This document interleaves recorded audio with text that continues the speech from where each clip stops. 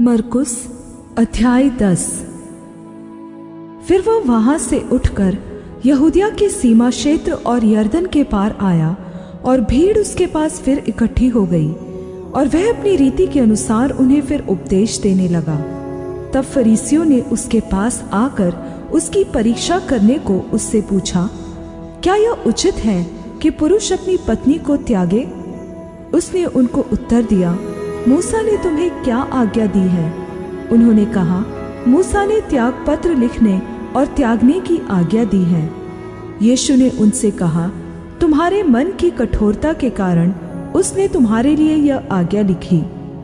पर सृष्टि के आरंभ से परमेश्वर ने नर और नारी करके उनको बनाया है। इस कारण मनुष्य अपने माता पिता से अलग होकर अपनी पत्नी के साथ रहेगा और वे दोनों एक तन होंगे। इसलिए वे अब दो नहीं पर एक तन है। इसलिए जिसे परमेश्वर ने जोड़ा है उसे मनुष्य अलग न करे। और घर में चेलों ने इसके विषय में उससे फिर पूछा। उसने उनसे कहा, जो कोई अपनी पत्नी को त्याग कर दूसरी से विवाह करे तो वह उस पहली के विरोध में व्यभिचार करता है।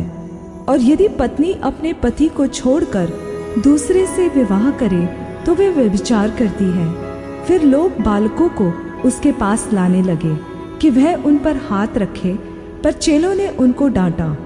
यीशु ने यह देख क्रुद्ध होकर उनसे कहा, बालकों को मेरे पास आने दो और उन्हें मना न करो, क्योंकि परमेश्वर का राज्य ऐसो ही का है। मैं तुमसे सच कहता हूँ कि जो कोई परमेश्वर के राज्य को बालक की तरह ग्रहण न करे वह उसमें कभी प्रवेश करने न पाएगा। और उसने उन्हें गोद में लिया और उन पर हाथ रख कर उन्हें आशीष दी। और जब वह निकलकर मार्ग में जाता था तो एक मनुष्य उसके पास दौड़ता हुआ आया और उसके आगे घुटने टेक कर उससे पूछा, हे उत्तम गुरु, अनंत जीवन का अधिकारी होने के लिए मैं क्या करूं? यीशु ने उससे कहा, तू मुझे उत्तम क्यों कहता है? कोई उत्तम नहीं, केवल एक अर्थात परमेश्वर। तू आज्ञाओं को तो जानता है, हत्या न करना, व्यभिचार न करना, चोरी न करना, झूठी गवाही न देना, छल न करना, अपने पिता और अपनी माता का आदर करना। उसने उससे कहा, हे गुरु, इन सब को मैं लड़कपन से मानता आया हूँ। यीशु ने उस पर दृष्टि करके उससे प्रेम किया और उससे कहा, तुझ में एक बात की घटी है, जा, जो कुछ तेरा है उसे बेचकर गरीबों को दे और तुझे स्वर्ग में धन मिलेगा, और आकर मेरे पीछे हो ले। इस बात से उसके चेहरे पर उदासी छा गई और वह शोक करता हुआ चला गया, क्योंकि वह बहुत धनी था।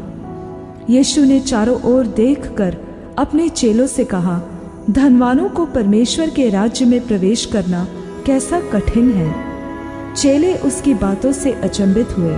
इस पर यीशु ने फिर उनसे कहा, हे बालकों, जो धन पर भरोसा रखते हैं उनके लिए परमेश्वर के राज्य में प्रवेश करना कैसा कठिन है। परमेश्वर के राज्य में धनवान के प्रवेश करने से ऊंट का सुई के नाके में से निकल जाना सहज है। वे बहुत ही चकित होकर आपस में कहने लगे, तो फिर किसका उद्धार हो सकता है? यीशु ने उनकी ओर देखकर कहा, मनुष्यों से तो यह नहीं हो सकता, परंतु परमेश्वर से हो सकता है, क्योंकि परमेश्वर से सब कुछ हो सकता है। पतरस उससे कहने लगा, देख, हम तो सब कुछ छोड़कर तेरे पीछे हो लिए हैं। यीशु ने कहा, मैं तुमसे सच कहता हूँ कि ऐसा कोई नहीं जिसने मेरे और सुसमाचार के लिए घर या भाइयों या बहनों या माता या पिता या बाल बच्चों या खेतों को छोड़ दिया हो और अब इस समय 100 गुना न पाए, घरों और भाइयों और बहनों और माताओं और बाल बच्चों और खेतों को, पर सताव के साथ और परलोक में अनंत जीवन। पर बहुत सारे जो पहले हैं पिछले होंगे और जो पिछले हैं वे पहले होंगे।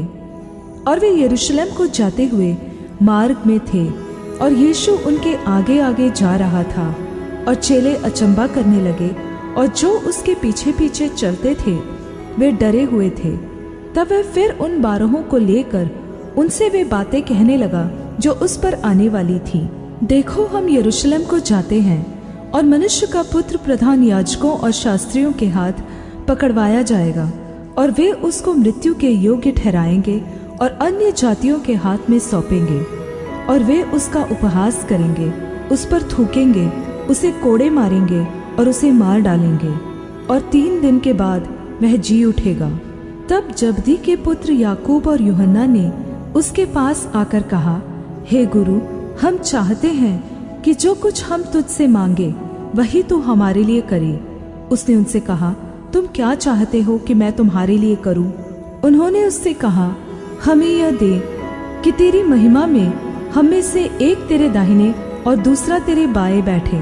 यीशु ने उनसे कहा, तुम नहीं जानते कि क्या मांगते हो। जो कटोरा मैं पीने पर हूँ क्या तुम पी सकते हो?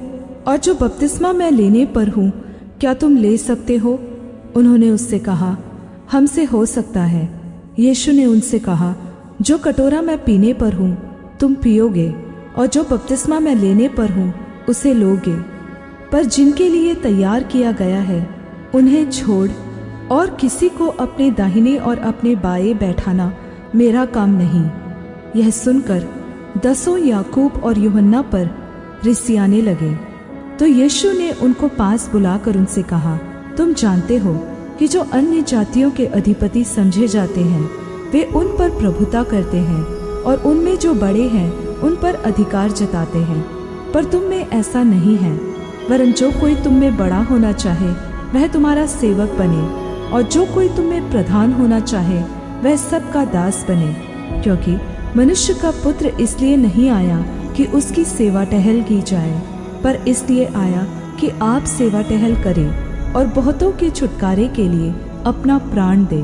वे यरीहो में आए, और जब वह और उसके चेले और एक बड़ी भीड़ यरीहो से निकलती थी, तब तिमाई का पुत्र बर्तिमाई, एक अंधा भिखारी, सड़क के किनारे बैठा था। वह यह सुनकर कि यीशु नासरी है पुकार पुकार कर कहने लगा, हे दाऊद की संतान, यीशु मुझ पर दया कर। बहुतों ने उसे डांटा कि चुप रहे, पर वह और भी पुकारने लगा, हे दाऊद की संतान, मुझ पर दया कर। तब यीशु ने ठहर कर कहा, उसे बुलाओ। और लोगों ने उस अंधे को बुलाकर उससे कहा, धैर्य रख, उठ, वह तुझे बुलाता है। वह अपना कपड़ा फेंक कर शीघ्र उठा और यीशु के पास आया। इस पर यीशु ने उससे कहा, तू क्या चाहता है कि मैं तेरे लिए करूं? अंधे ने उससे कहा, हे रब्बी, यह कि मैं देखने लगूं। यीशु ने उससे कहा, चला जा, तेरे विश्वास ने तुझे चंगा कर दिया है। और वह तुरंत देखने लगा और मार्ग में उसके पीछे हो लिया।